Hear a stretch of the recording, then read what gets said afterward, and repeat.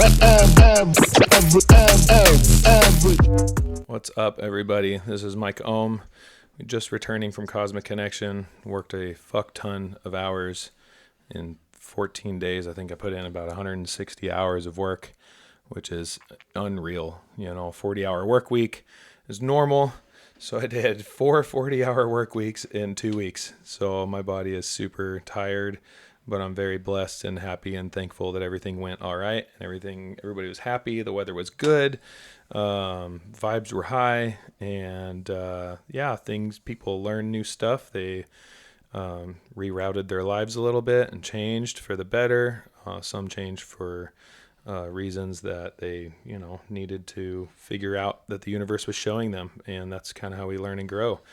But today I have someone that is really awesome that I haven't really known very long. Her name is Jennie, and she is our first healer on the show, a healer guide. But we're gonna jump into it, see who she is and what she does and what she brings to the world. I know she's got a very high vibration, and I just enjoy hanging out with her. So, hi Jennie, welcome to the show. Hi Mike, thanks for having me. Yeah, for sure.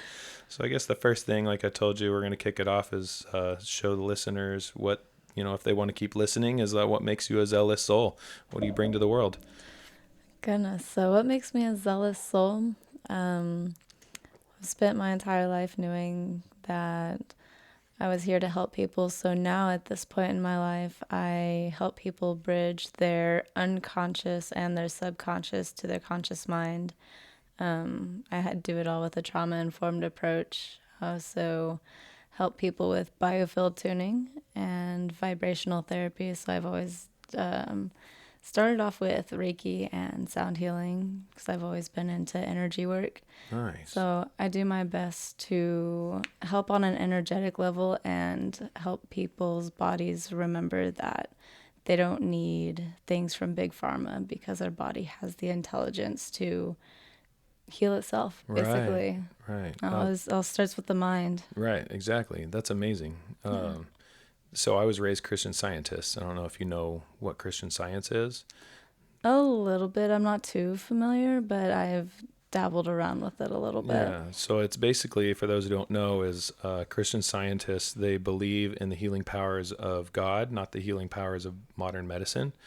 And when I left the church, when I started, learning about all different religions and studied religions for a long time just to see why people do what they do, I realized that they have it almost correct because we are all gods and we are able to heal ourselves and we have the energy in us. So I've always been a really lucky, well, not lucky, I guess, just I've been a really healthy person just because I've realized that at a young age, So for those who don't know what Reiki is, can you explain what Reiki means? So Reiki in Japanese translates to universal life force. So everybody or everything, I can say, has the Reiki energy running through them. Right. But whenever you become attuned to it, you become a straight channel for it. So you help others guide their energy to where it needs to go. So Right. Healers don't heal people. They help the people heal themselves. So we just become the channel to help them, their bodies, guide the energy to where it needs to go, because some of our bodies have lost the connection, like the full connection to the wisdom of like, where does my body go? Because it stays stuck and blocked in certain areas. Right. So the channels come in and they help remove the blocks and help them be like, oh, the flow can go here. Yeah. I remembered when I didn't know what it was called, but I remember when I was younger, I was able to concentrate my energy and pulse through my arms into my hands, and I could hold it against, another being, and they would feel that energy coming through, and it felt like really draining for me, because it was just like you're channeling all this from you and pushing it to somebody else. So it was like, and that's kind of what I thought that was as I got older. Like, that's what Reiki is, right? It's just movement of energy from you to somebody else, right? And then moving their energy where it needs to go. Right. Super crazy to me. Yeah, it's on a molecular level, it's crazy to see Yeah. like what happens in the body, and you can feel it too. Right. Oh, 100% you can feel it. And you can do it with even like animals and stuff. I always thought, Yeah. when I was younger, I could like go up to cats and like they would feel it. You could see them reacting to it, and they're like, "Whoa." Not just like when you're petting them, it's just their eyes are like, "What the fuck are you doing, man?" They get all bug-eyed, and they're like, Yeah. "How do you know this?" Right. Right. What ancient wisdom are you using, human? Nice. So what was the other healing thing? You said Reiki, and what was the other one? Vibrational therapy, Oh, like cool. sound healing, and I use acupressure and biofield tuning. So I've got my weighted tuning forks to place on the body with permission. Like it's all consent based. Some Yeah. people don't like the equipment touching their bodies, so Right. with consent, the tuning fork goes on specific pressure points of the body, and it sends vibration down. And it penetrates a lot deeper than acupuncture does, and it's non-invasive, so it's really awesome. Right. Yeah. So you don't like needles sticking in your skin. Yeah. Your dermis. Is it just the dermis that the acupuncture goes in? It's the epidermis. I think don't it's know. the epidermis is the top layer. I'm if not a not skin mistaken. doctor. That's awesome. So, I mean, we are vibrations. So, like everything's a vibration. So that kind of clears out those bad ones. Is it like 437 hertz? Is that what the magic number is? The magic number is 432, but I was close. they are tuned to the different vibrational centers in the body. So I don't have the solfeggio tunes ones, which are the first like recorded known vibration, but they are tuned to the different centers in the body. So they go anywhere from 174 to I think the highest one I have is 278. Interesting. I think. Yeah. Interesting. Yeah. Right on. So how did you like get into this? Where obviously you had to be on this journey to find out that you wanted to be this healer, like when was it to start when you're young? Where are you from? Where did you start doing this?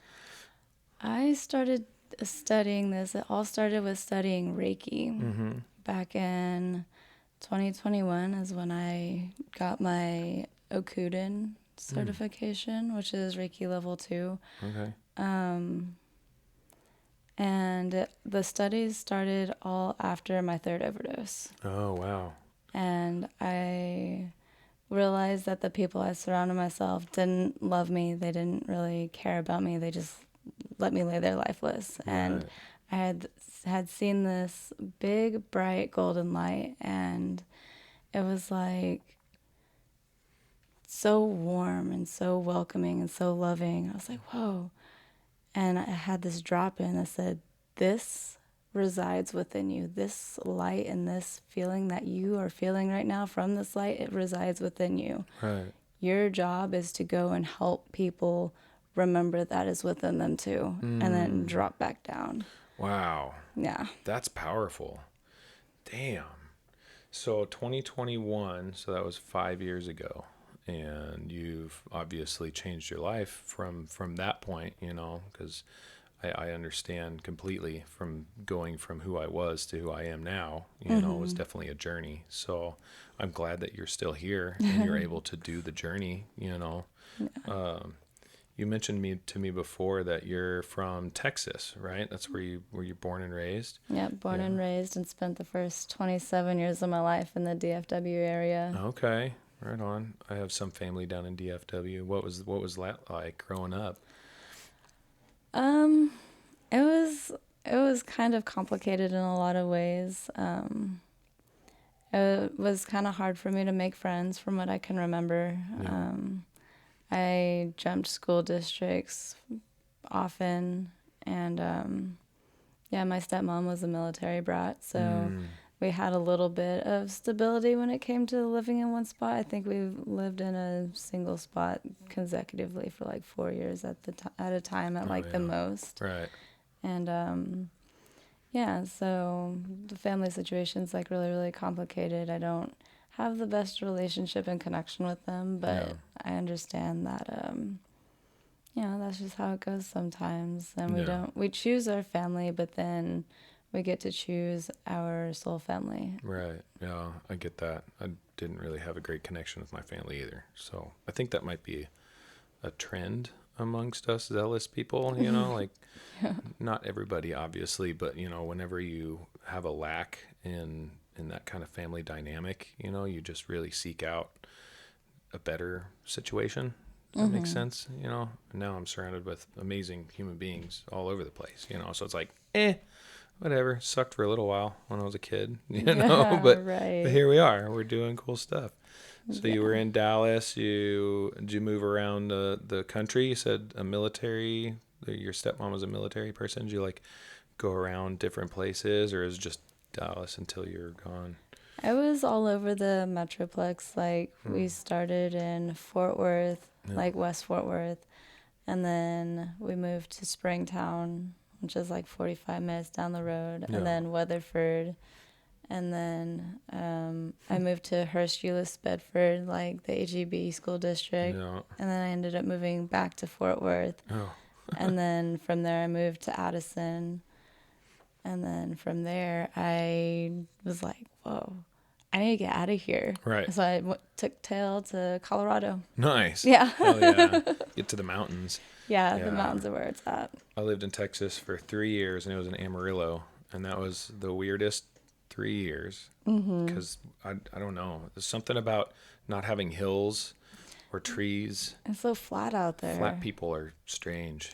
They're kind of like desert people, but different. I remember one time I was in the coffee shop, and I was like, wow, how did people stop here and be like, this is the place? Or like, I don't know, a lot of oil. And then someone was like, I don't like those trees. I like to see people coming. I'm like, who's coming for you? What are you talking about? The trees you can hide in, if people are actually coming for you. Yeah, right. Like what? Learn how to climb a tree, right? Right, yeah. But I mean, there really isn't any. So it's just like miles and miles and miles of straight roads with no hills, no turns, no anything. I like to say that Texas is like 50% open land and 50% like DFW, Houston, and Austin. Yeah. Like the bigger cities. Yeah. I'm not a big fan of Texas, honestly.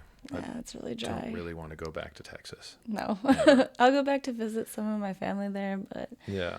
I would never live there again. Yeah. So, back to the healing thing. So you started doing your Reiki thing in 2021, and then did you like start a practice at all, or how long did it take you to learn all this stuff? So I'm a pretty fast learner, so I got like the information and I would implement daily practices. So the core practices or the core principles, a lot of them go along the lines of like the 12-step thing, which I never went through 12-step. I just had a really good support system from my Nana. Yeah. And really implementing those into my life. And then doing the practices of like and visualization and then like the symbol drawings and stuff. Like it would get stronger and stronger, so I would practice on myself, and then when I get stressed out at work I would like pull myself to the side and practice, and then I'd work on friends and my partner at the time, and it just became something that was very familiar and very soothing and comforting, not only for myself, but for the people around me. And I was like, I know there's other ways that I can help people. Right. And so did that like turn into like a business for you? Do you have like a practice that you are able to get funds with for that? Or is that just like a thing that you like doing? Or is there like a goal there? That's really something that I enjoy doing for sure. Yeah.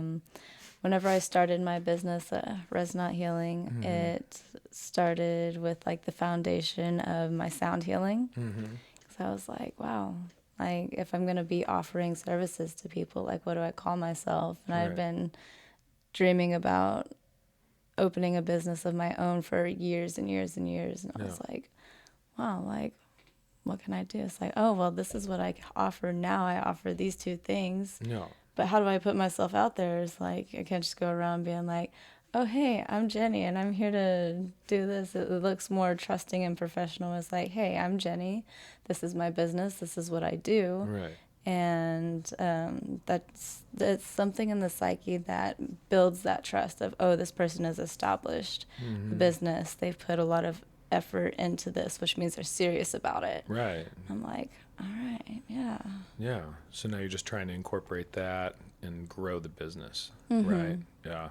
There seems to be a lot of competition. It's especially in our world, festival world, it's kind of like, I don't know if it's a running joke at all or anything, but like whenever we put out applications, people are like, I'm a sound healer, I'm a sound healer, I'm a sound healer. It's like we can't walk two feet without someone saying, yo, I'm a sound healer. So like, how do you navigate something like that? You don't want to necessarily shut other people out, but you want to be seen more, for your own.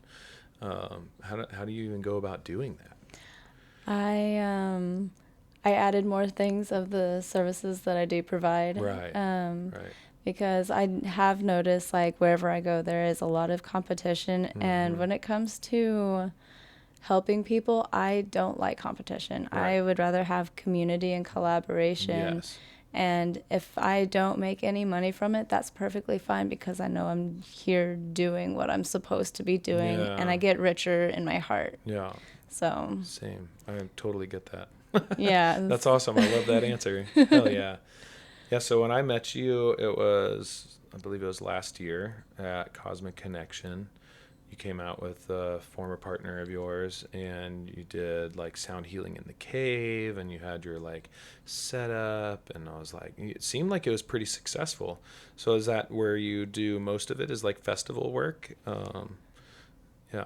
Yeah, I do most of it at festivals. I'm currently working on expanding my demographic, but I know that the festival community like needs things like that. Yeah. Because a lot of our family out there are struggling with substance abuse, Mm-hmm. and they're struggling with depression and reliance on other things. Well, I like to bring that to them, like all the things that I do, to remind them, like, hey, you're not alone. Like, we can do this together, and you don't need these things or these substances that take the pain away. Yeah. Because ultimately, you're just hurting yourself and the people around you, and that's not the kind of culture and world that I want to live in. So you be the change that you want to see. Right. I mean, that's literally what Laura and I do with ReKinection, is like showing people that there's so much more to offer. We curate the festival to make sure it's not a drug culture festival, because when you have more live bands and you have different balance of music, that usually takes away from that culture, right? Because it's mostly like electronic music, EDM music. If you just do a full EDM festival, then that's like, okay, cool, these people are going to just come out and they're just going to use, and which I'm not judging anybody by. I've obviously had my past, and I've learned from it and grew from it and didn't die, so that's a cool thing. But yeah, so how was your cosmic experience this time? I know we had you on the schedule for the cave sound healing. Did you do that, and did it work out all right? I just want to say I completely love what you and Laura are doing, and I'm like fully supportive of it. I'm like, my first ReKinection was 2024 was my first ReKinection. Yeah, I didn't know you then. I don't even think we met each other then, did we? I think I briefly met Laura. I don't think I met you, but I came with my previous partner. Yeah. But yeah, what y'all are doing is so amazing, and it's so awesome to be like a part of the family. But my cosmic experience this year was really great. Like the Lot fam was really great. The music was wonderful. I navigated a difficult situation, and it was really, really awesome to have like I tell one person, and the next morning the entire lot's coming up to me and being like, Jennie, are you okay? Yeah. Like, I'm like, That's what we do. We take care of our own.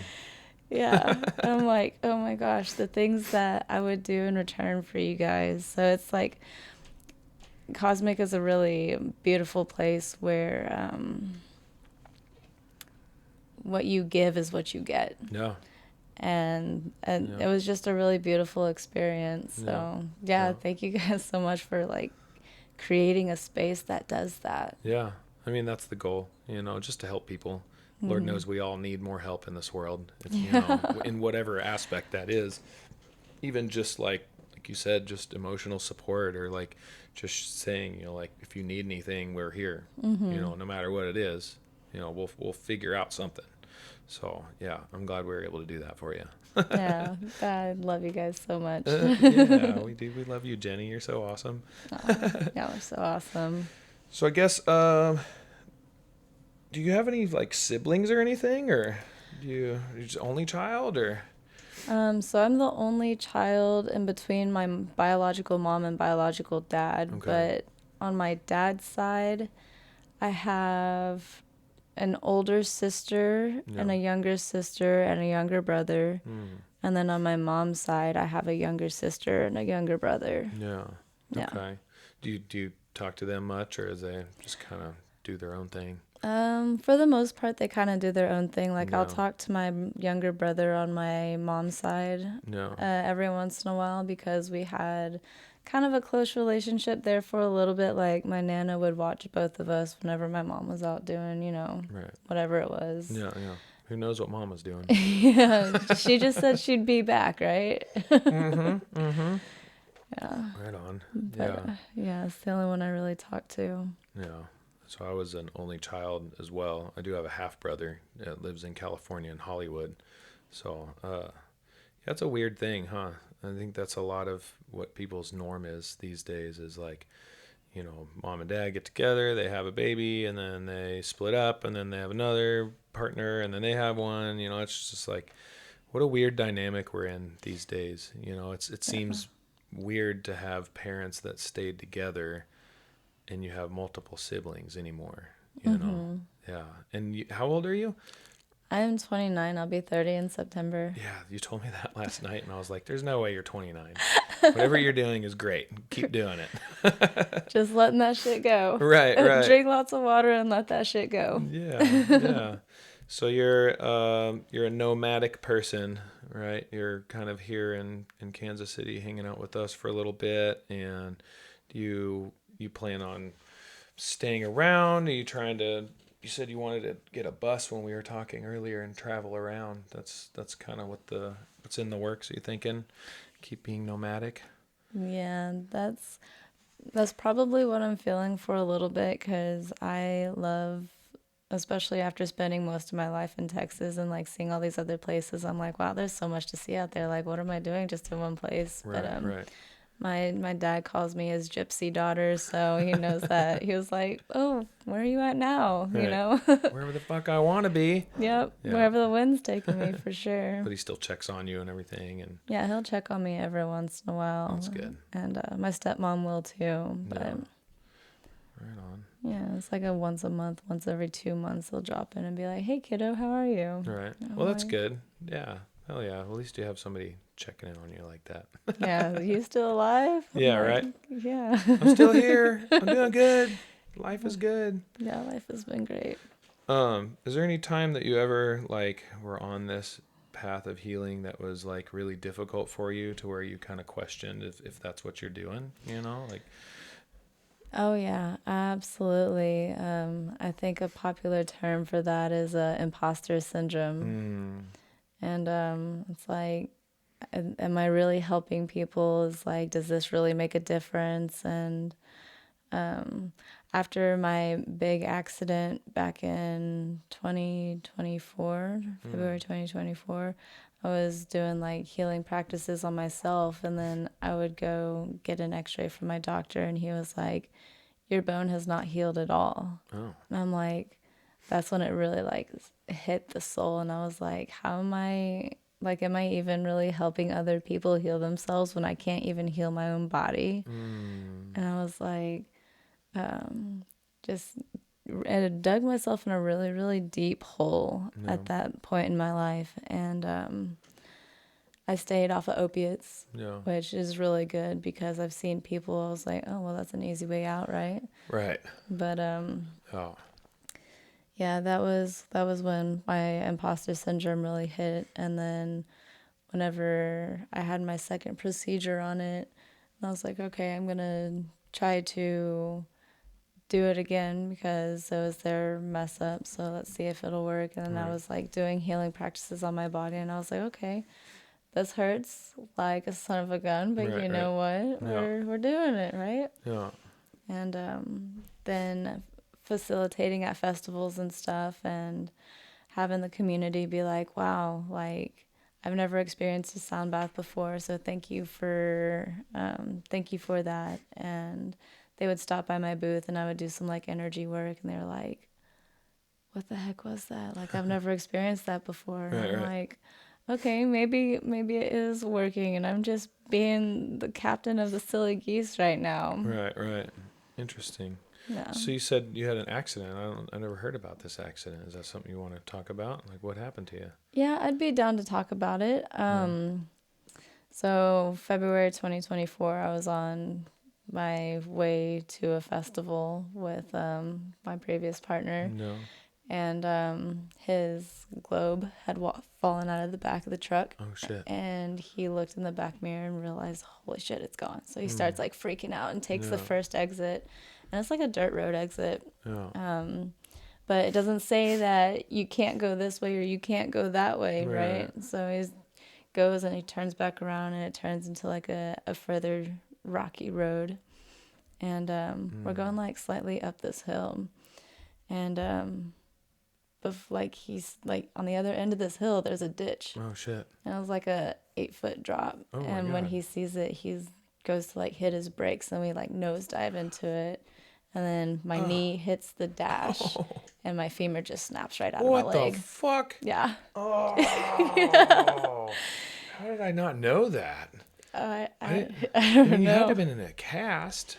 No, actually they just glued me together and stitched me up and put a rod in my leg. So you have a steel rod in your leg. Yeah. So you and Antry are steel rod leg, siblings. Yeah. That's fucking crazy.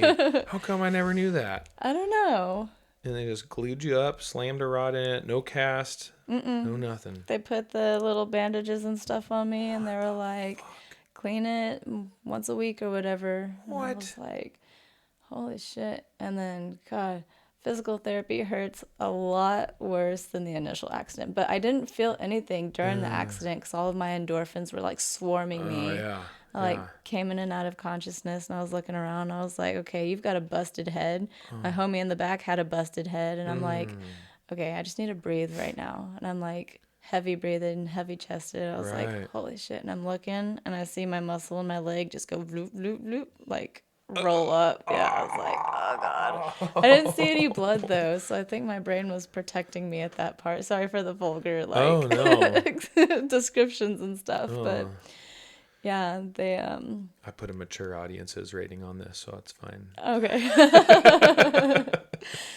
But yeah, that was quite the experience. Like I didn't feel anything at all. And I mean, I guess at the same time, it was my fault. I wasn't wearing a seatbelt, but when I went to put it on, I heard this voice that said, don't do that. And I was like, okay, what the heck?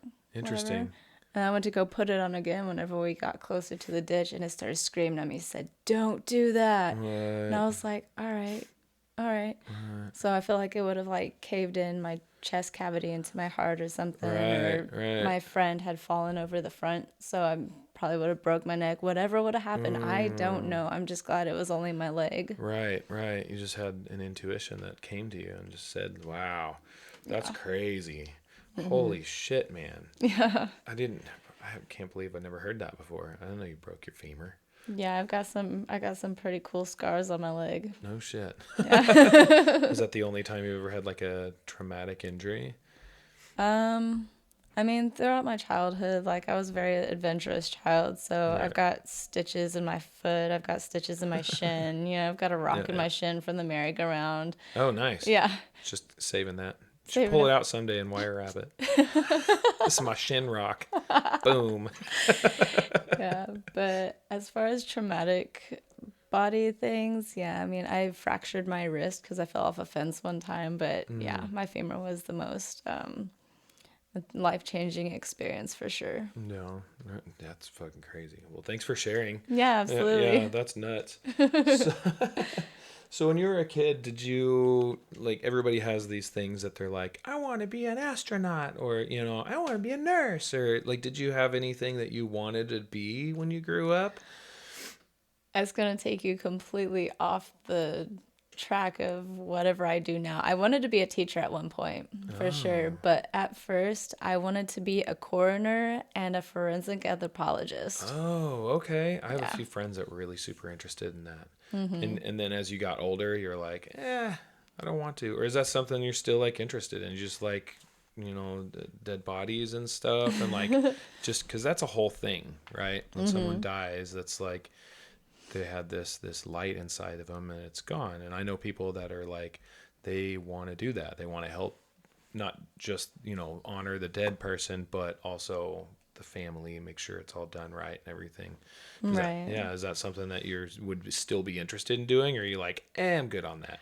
Absolutely, because the human body, I believe, is like one of the greatest creations to ever exist. Like it So does crazy. everything It's for crazy, us. right? Except have retractable claws. Yeah, except, I mean, Fucked unless you're up there. Wolverine, right? Right. Fucked up there. We can do everything else but we can't have retractable claws. Right. I mean, like, what's up with that? Right. But yeah, the human body is just fascinating to me, and it's always fascinated me. And I mean, like in school, I think the biggest thing that I dissected and cut open was a cat. Like, you know how they would have like the rats, and then like you go to like the advanced classes, and they would have like these big cats. That's You can crazy. dissect them. I've never dissected a cat. I dissected a little pig. But who the fuck's bringing cats in? How you dissect it? That's crazy. Yeah, but I do practice it a little bit though. Recently, I've skinned and dissected a rabbit. I've skinned and dissected a beaver. That's Okay. been my biggest one. My dad took me hunting as a kid, Cool. taught me how to clean animals. Yeah, yeah. So I mean, that's a that's good just, skill to have. yeah, it's something that lies like inside me. Yeah. So you went hunting for like deer and stuff or He just would, like he would, random? yeah, deer and dove Okay. was what he would take me hunting for. Like I've never Nice. shot an animal. Yeah, yeah. But I was there for like the experience and to like see how it works. Yeah. I was like, Yeah. oh, this is how you get food, right? Right. Right. I mean, that's a great skill to have. I don't have that skill. I've never shot an animal. I've only shot a rifle and what was it? An AR. A friend of mine had an AR. I went to a shooting range with, but I owned a shotgun that somebody was like, I need money. Can you buy this shotgun for me? And I was like, sure. And never shot it. But it's a real great deterrent when you go, Yeah. and that was in a real sketchy time in my life. So I was like, yeah, it's probably a good idea to have this, but I never shot it. I never shot a handgun. I don't even care about guns. I'm like, I don't need it. Right. What if you need it to defend yourself? Just shoot me. I don't really care.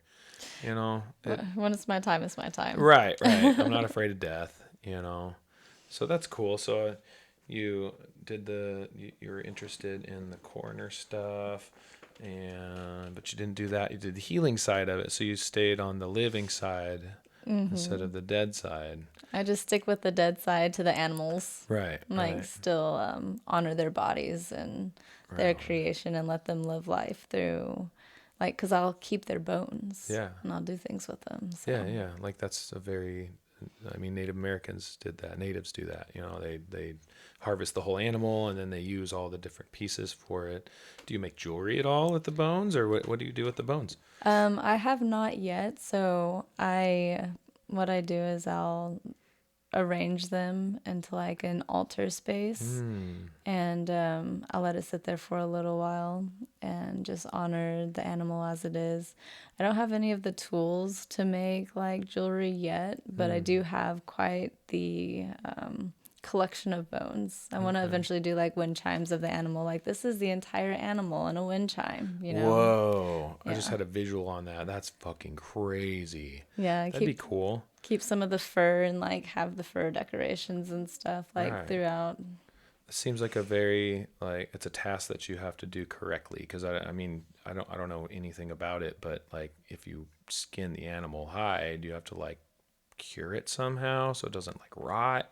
And I mean, what tools do you need? Do you need a drill to drill some holes to put like like fishing wire, fishing line or something through it? And then it's not very many tools. Yeah, it's not very many tools. You need to get like super sensitive like drill bits. Yeah.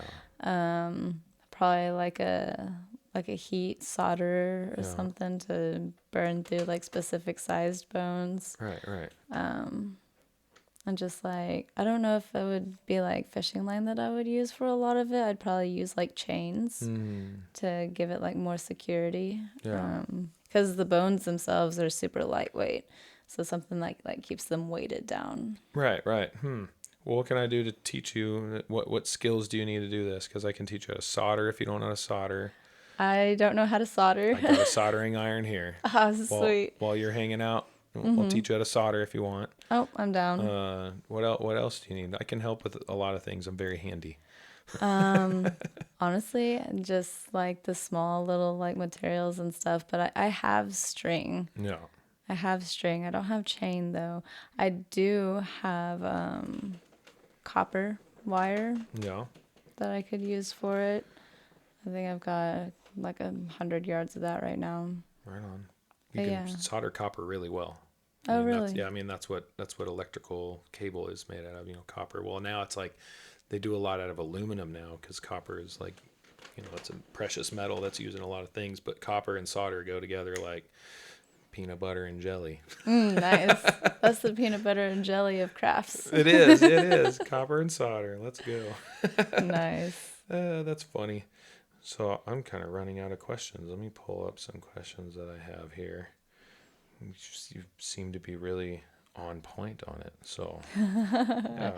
Really quick with it. I can explain how we bridge the unconscious with the conscious mind. Ooh, yeah, that's what I meant to go into because you said that the unconscious and conscious mind. Yes, I'd like to learn more about that.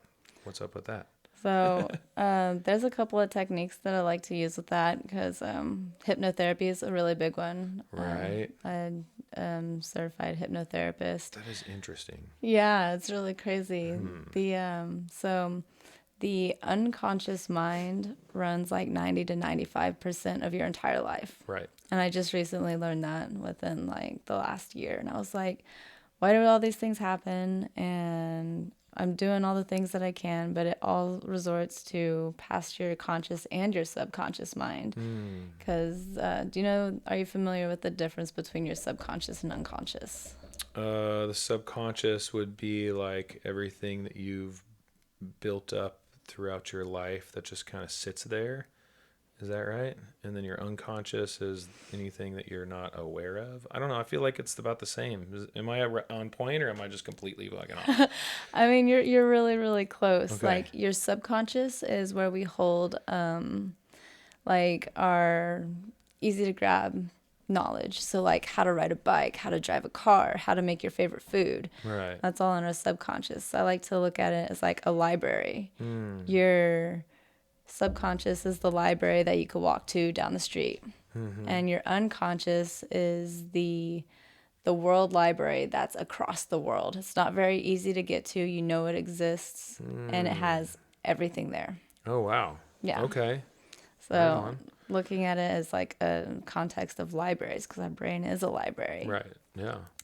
So whenever we go through traumatic events, or the things that were valued and not valued as children get suppressed they reside in our unconscious, that is behind the locked door that never gets opened. Right, okay. So whenever we don't exercise these different parts of us, all these valued parts that were overvalued, or these parts of us that were not valued at all, like the stuff that you had to be like, oh, well, they don't like me doing this. Like, one of the hardest ones is only speak when spoken to. Right.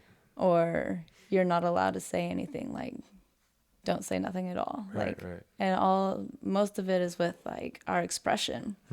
Or you're not very good at that, you don't need to do that. You know? So a lot of those parts of us get trapped in the unconscious, and since they're untouched, they collect data and events and all sorts of things from the years and years and years that it's not even being touched. As we're growing and evolving, it's still watching everything. So our unconscious is the strongest part of us because it knows where to hit us the easiest, because it observes and it's unbothered. Right. We don't have the ability to consciously adapt it or manipulate it into the way that we're growing, like we do our conscious mind, where we make our conscious decisions.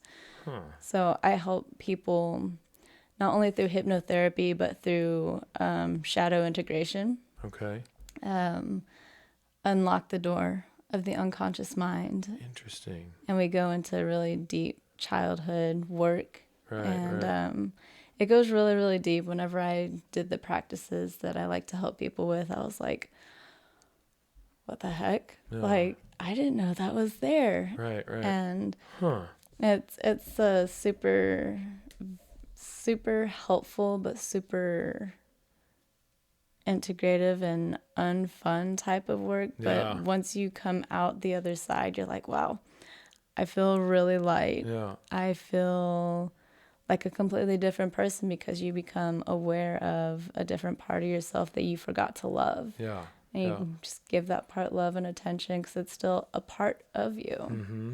God, So. Shadow work is probably the hardest thing I ever did in my life. Yeah. You know, and still do some, from time to time. I feel like I shed light on a lot of it, and but I feel like we continue to like absorb that stuff, even though we feel like we did the work, whatever, but it still creeps in, like, and even to this day. But yeah, that's really cool. So in hypnotherapy, that's how you're getting into these parts of the mind and the subconscious and unconscious.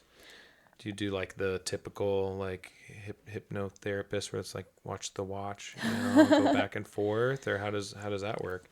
So the techniques that I use a couple of different techniques in hypnotherapy. A lot of it is controlled breath and suggestive and invitational wording.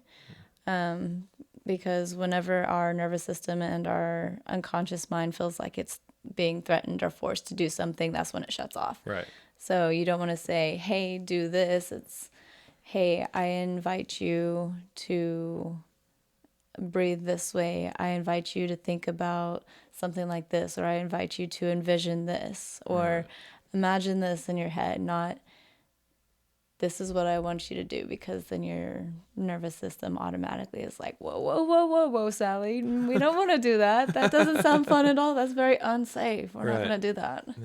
Yeah. Oh, that's crazy.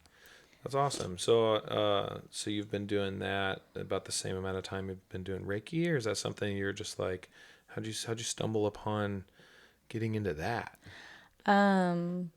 I stumbled into studying that probably about a year ago now. Okay.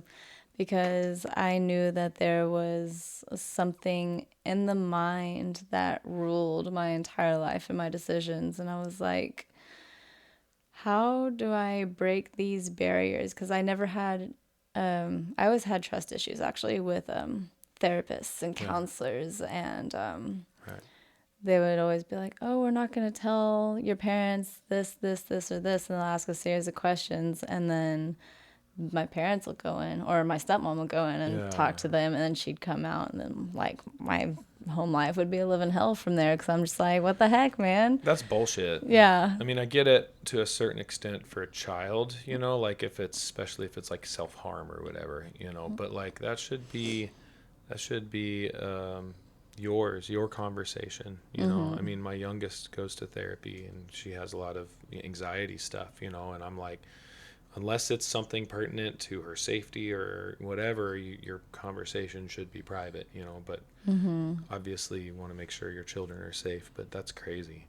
Yeah, so I get that, why you don't have trust with the fucking therapists. Yeah. So I always knew, like, because my body talks to me, everybody's body talks to them, and I've learned how to decode and translate my body's language. Right. So when it's telling me, hey, like, there are tools out there that can help you get deeper, and then once you get deeper with yourself, you can help others do the same, because other people have trust issues too. Yeah. So my sessions are completely confidential, you know, completely private, and it's just a non-judgmental, open space, and that's always what I wanted to provide for people. Like, I wanted to guide people and teach people, and the more I do for myself, the more I can do for others. Yeah. You know? Yeah. So is that something you want to keep going in? Do you have to have like a license or something to do that in a professional setting, or is that just something that you offer as a service? That's just something I do for a service right now while Right. I'm getting into it. I eventually, like, I've got certifications for all the things that I do. Right. As for licensing, I don't intend on right now at the moment becoming like a psychiatric care Yeah. or psychological care, medical care, or anything like that. I want to leave that to the professionals who have like gone to college and done all the things. But I at least want to obtain the knowledge for right now and see where that avenue takes me, because none of my services are a replacement for those. So Right. That's, I mean, I have no doubt that you're going to be doing exactly what you want to do with that, and you're going to get better and better at it. I can just already see it. You're a very unique individual, and I see a lot of passion towards it. So yeah, I'm happy for you. That's really cool. thank you. Thanks. I am very passionate about it. Yeah. So like, what role does intuition play in your work? Does it and like how did you learn to trust your intuition? Intuition plays a really big role in it, especially with like intuitive energy healing and stuff. I have always had this really big voice inside of my body. Yeah. And I get it in my gut, I get it in my chest, I get it in my head. It's like my entire body communicates to me through it. So when something feels right, it has like a lightness to it, or like an excitement. But when something feels wrong, my entire body just like shrinks in. It's like, absolutely not. Right. So the way that my body has talked to me basically my entire life, like when I was a kid, it started off with like the swirling in the stomach and the heavy chest. And I never really understood it, but I would notice like the different situations I was in, or the conversations that I would have with like my stepmom or my peers, you know. Right. A certain sense of anxiety would come, and I'd be like, this Doesn't seem right. this isn't right. Like, okay.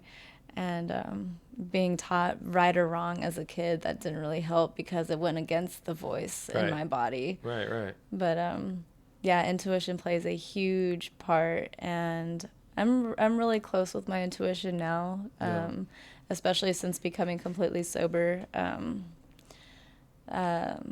My dreams have been communicating to me. My body communicates to me like it's never communicated to me before, almost like when I was a kid. And the no's are no's, and the yeses are yeses, and the hey, watch this is a hey, watch this. Yeah. And there's no confusing it at this point. Right. Where do you think intuition comes from? The universal life force. Right. Yeah. Right.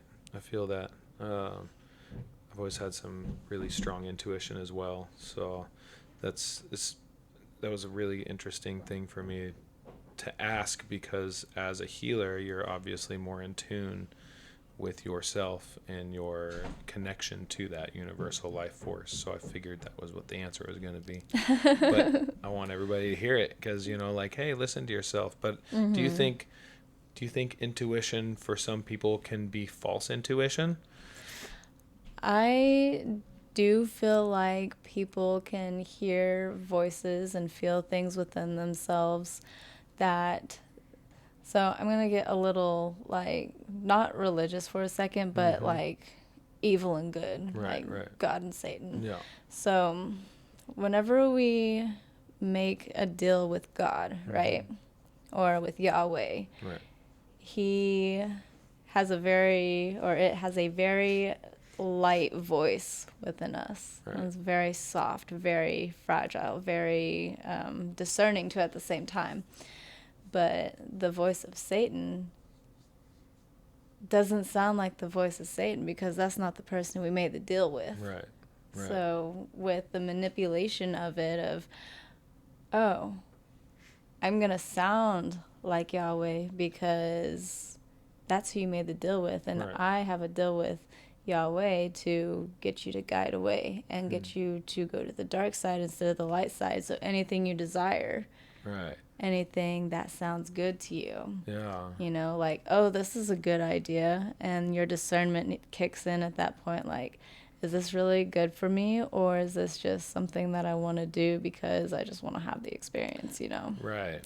So the discernment between the energy that you made the deal with and the energy that you are oppressed by have different voices, and it's hard for a lot of people to understand the difference between those two voices. Right. Because we're told, oh, listen to your heart and it'll never guide you wrong. Well, that's where the oppressor gets us, is Right. with our emotions, our feelings. Yeah. So we get ourselves into bad situations and we don't learn until afterwards. Right. But yeah, the more that we can teach each other and teach ourselves how intuition feels, like what feels right, what are your morals like, what are your values, Right. does it go against your morals and values? If it goes against, then the answer would be I wouldn't recommend doing it, Right.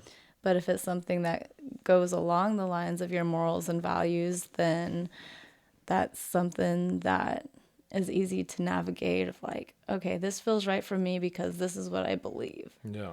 Yeah. And I don't know, belief is a very weird thing for me, because you can believe something all day, but if you don't put it into practice, what is it? Exactly. Yeah.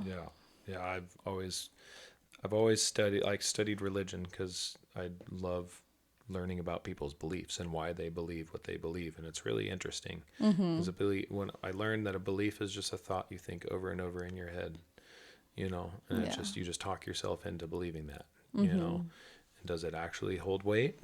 I mean, it does to your personal self, and it's fine, whatever people want to believe is great. As long as you're not hurting others, I feel like it doesn't matter what you believe. Right. And that going back to the morals, I've met people that their morals are complete opposite of my morals, so like as you're following that voice, that intuition, and you say, follow your morals. Like, what if your morals are fuck everybody, Right. I And know a few people like that, unfortunately. Yeah, I do too. Yeah. And it's like, fuck, okay, so morals and values, if you don't value much in life and your morals are the opposite way, how does that work out? And follow your morals. Cool, you're making the world a worse place. What the hell? Yeah. Not much we can do about it. Right? I mean, the light uses the dark to create the light, and there's got to be balance in there. And I feel like a lot of people who are here for like the, fuck this, fuck that. There's this book that I read. I'm not sure if you're familiar with The Seat of the Soul. I've heard of it, but I've not read it. Oh, it is so Is good. it It good? is so, oh my gosh, Yeah. yeah. So it goes into like the two different types of people that walk the planet. They're the five sensory humans and the multi-sensory humans. So your five sensory humans are here to experience just like your basic five senses Right. and taste, touch, smell, feel, Yeah. you know. And the multi-sensory humans are here that breach the five senses. They've got the sixth, Right. seventh, eighth senses. They've got the really heightened intuition. They can see things. They can hear things that nobody hears. Where your clairs come into play. Right. Right. There's obviously room for the five sensory humans to evolve. That's why we're given these lives, is each time to evolve. Right. Like, this is what you're here as. Are you going to grow from that and do things differently instead of being like, hey, this is how you are? Yeah. Because we all have the ability to grow, Right. so We do. that's Absolutely. where we can change and evolve throughout our lifetimes of, oh, I can experience more if I do things different. Yeah. That's amazing. Yeah. Love all that. I guess the final question is, do you believe healing is something you do or something you help people remember? It is something I do on myself, but it is something I definitely help other people remember. Right. I Yeah. feel like that's a big thing in healing, is showing people their power, Right. because we all have it. We all have so much power in us. It's insane. Yeah, it's really crazy. I've witnessed it many times in my life, including my own power. That's awesome. So we're getting to the final few minutes.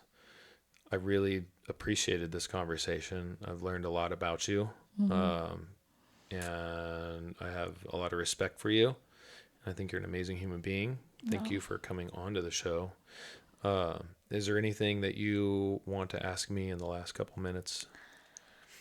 Actually, yeah. It'd be awesome to pick your brain. Yeah. I just want to say thank you for seeing me. And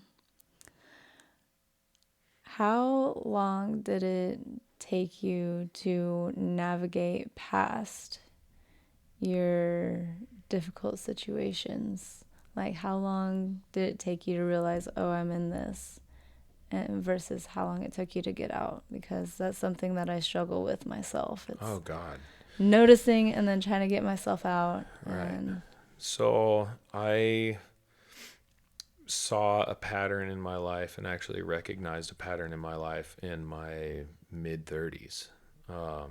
It took a really long time for me to become conscious of it, and I had so many relationships fail, and I would sabotage myself every single time, and I was just actually, that was when I was younger, like in my 20s and early 30s. My friends would say I should start a TV show or something called Fucked Up Mike, because what new thing can Mike endure?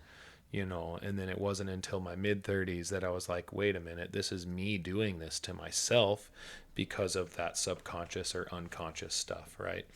So I decided to go to therapy. I know you don't like therapists. This was my first time going to therapy, and the person that I got was extremely helpful. I went it was about a year, and then my therapist said that they realized I never had unconditional love in my life. And so once I hit that, I was like, oh, okay.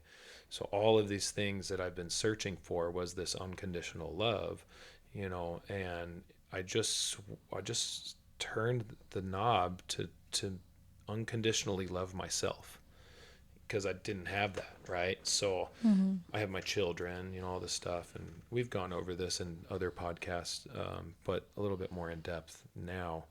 But yeah, once that happened, everything kind of switched.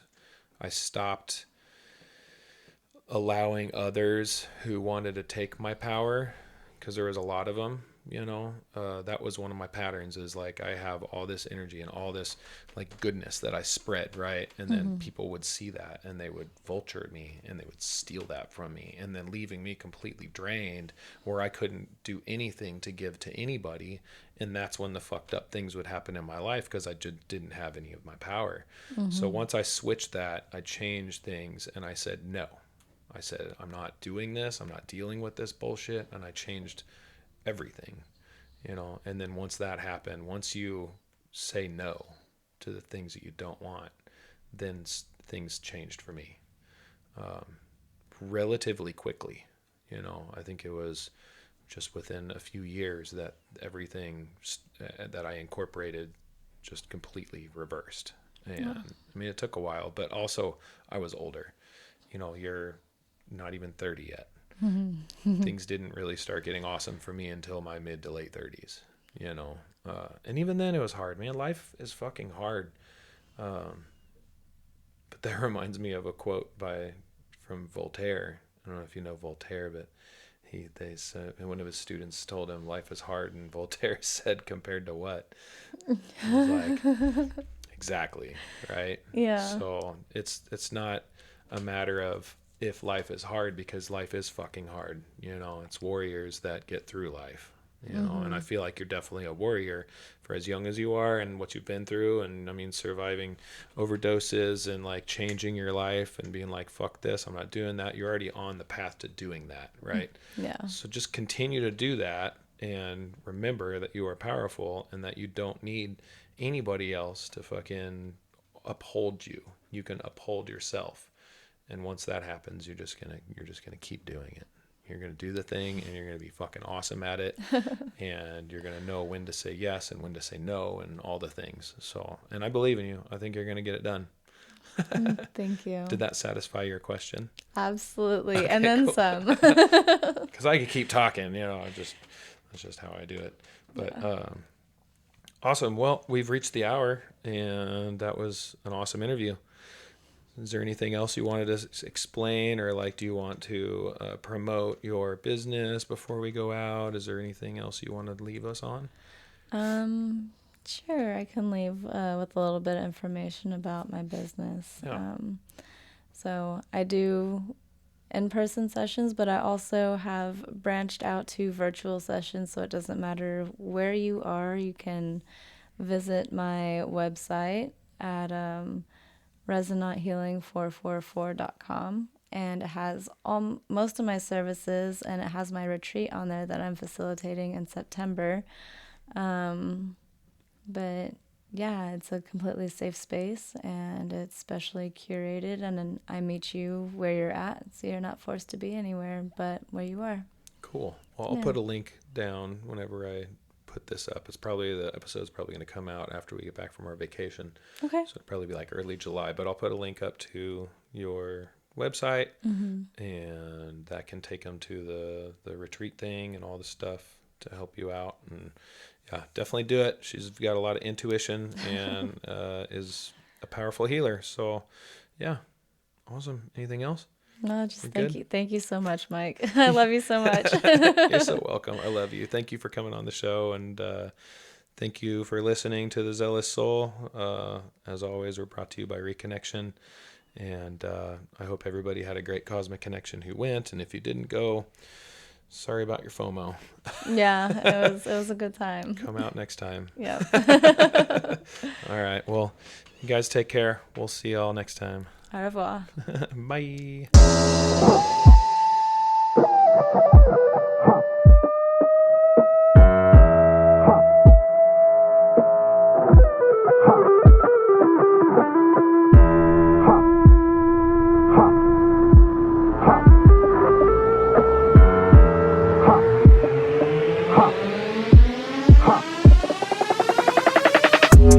Sicker than your average.